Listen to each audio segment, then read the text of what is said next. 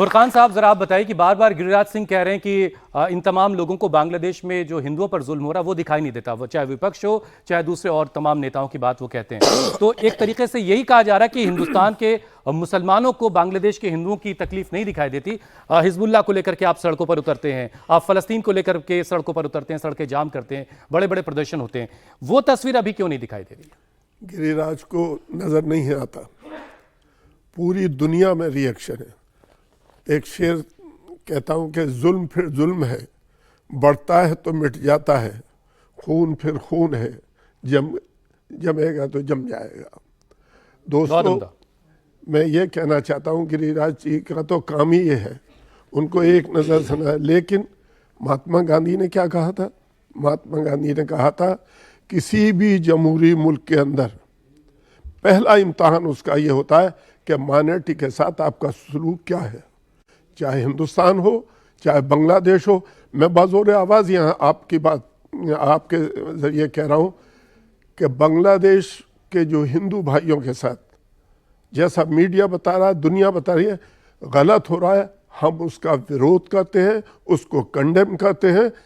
ہم یہ نوبت کیوں آئی ہماری؟ ایک زمانہ یہ تھا کہ ہندوستان کے نعرے لگتے تھے بنگلہ دیش میں، اور ہندوستان زندہ باد، ہندوستان زندہ باد کے نعرے لگتے تھے۔ آج یہ زمانہ ہے کہ ہمارا ہی بیٹا ہمیں آنکھیں دکھا رہا ہے۔ وہ بنگلہ دیش جس کی زمینی رشتے ہیں ہمارے، جس سے ہمارے اخلاقی رشتے ہیں، آج جو ہماری وجہ سے وجود میں آیا، یہ وجود میں آیا، ہمارے جوان شہید ہوئے۔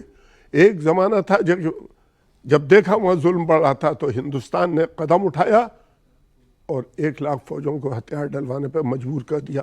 لیکن اس پہ غور کرنا چاہیے میری سرکار کو بھی، ہمارے پرائم منسٹر کو بھی، یہ نوبت کیوں آئی؟ ٹھیک ہے خواجہ صاحب، خواجہ افتخار صاحب، آپ ذرا سمجھائیے کہ کیا یہ الزام آپ کو جائز لگتا ہے کہ بھارتی مسلمانوں کو اس کو لے کر کے ٹارگٹ کیا جائے؟ وہاں ہندوؤں کے ساتھ، الپ سنکھیکوں کے ساتھ اگر زیادتی ہو رہی ہے، اس میں ہندوستان کے مسلمانوں کی کوئی خطا تو نہیں ہے؟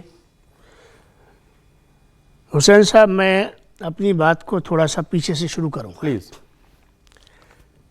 سب سے پہلے تو میں آپ کے انڈیا ٹی وی کو یہ جو آپ نے ٹائٹل لیا ہے مودی اور مسلمان، جی، اس کی کئی سالوں سے ضرورت تھی۔ یہ 2019 سے سب پروگرام چل رہا ہے، اور یہ میری نالج میں کم سے کم یہ نہیں ہے، میری بدقسمتی کہہ لیجئے یا آپ کے کمیونیکیشن گیپ کہہ لیجئے اس کو، تو میں اس پر آپ کو مبارکباد دینا چاہتا ہوں۔ بہت شکریہ، کیونکہ اس ڈائلاگ کی اور اس سمواد کی ملک کو ضرورت ہے، پہلی بات۔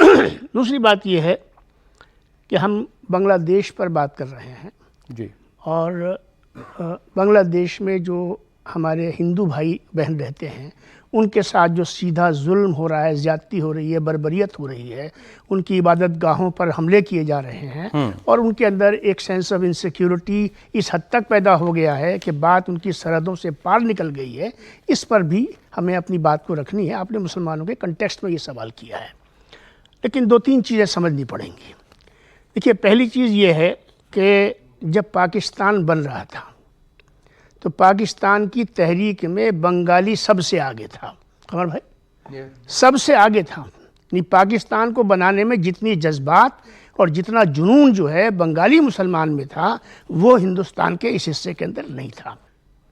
لیکن وہی بنگالی صرف 25-26 سالوں کے اندر اس ملک سے اتنا متنفر ہو گیا کہ وہاں سے وہ الگ ہو کر ایک بنگلہ دیش ایک آزاد ملک کی حیثیت سے اس کا وجود آ گیا، جس میں ہماری حکومت نے اس زمانے میں مسز اندرا گاندھی ہماری وزیر اعظم ہوتی تھی اور کانگریس کے پاس اقتدار تھا، اور پورا ملک جو ہے اس کے اندر ایک جذبہ تھا کہ جو وہاں پر بنگلہ دیش کے لوگوں کے ساتھ میں جو ظلم ہو رہا ہے، جو زیادتیاں ہو رہی ہیں، جو بربریت ہو رہی ہے، جو عصمت دری ہو رہی ہے، عورتوں کے ساتھ ریپ ہو رہا ہے، اور اس تمام چیزوں کا ایک انسانی پہلو لیتے ہوئے مسز گاندھی نے اس کے اندر انٹروین کیا، اور وہ انٹرونشن جو ہے وہ ملٹری انٹرونشن تک گیا، جس کے نتیجے میں بنگلہ دیش بنا اور پاکستان کی 95,000 فوج نے ہمارے سامنے ہتھیار ڈالے۔